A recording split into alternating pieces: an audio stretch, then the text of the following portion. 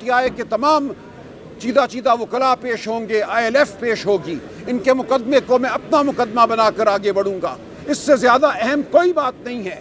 P T I اگر اپنے بچوں کا، اپنے دوستوں کا خیال نہیں رکھ سکتی تو پھر کچھ نہیں، ہماری سیاست کسی کھاتے میں نہیں آتی۔ تو میں آپ کو یقین دلاتا ہوں، آپ کا غم، آپ کی اذیت، آپ کی تکلیف میرے لیے ہر چیز سے زیادہ اہم ہے۔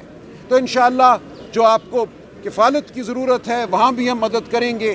جو گجرانوالہ کے ہمارے دوست ہیں، اکابرین ہیں، وہ مجھے بتا رہے ہیں کہ وہ اپنی کوشش کر رہے ہیں اس حوالے سے، اس کو ہم مزید بہتر بنائیں گے اور آپ کی قانونی معاونت انشاءاللہ بھرپور طریقے سے ہوگی۔ لیکن یہ ظلم نہیں ہونا چاہیے تھا، کسی کے ساتھ یہ ظلم نہیں ہونا چاہیے۔ کسی کی وابستگی کسی بھی سیاسی جماعت سے ہو، وہ سب سے پہلے ایک خامند ہے، ایک بیٹا ہے، ایک بھائی ہے، ایک بچہ ہے۔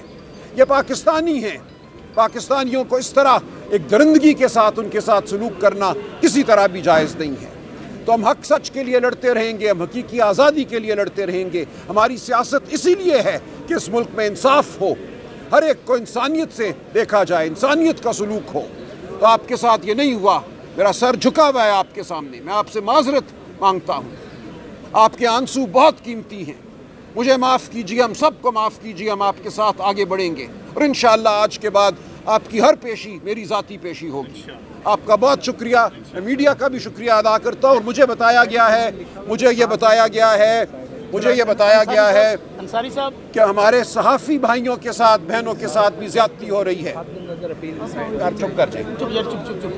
اور ہمارے صحافی بھائیوں پر جو سختی کی جا رہی ہے، ان کو ہراساں کیا جا رہا ہے، اس کے خلاف بھی ہم کھڑے ہیں۔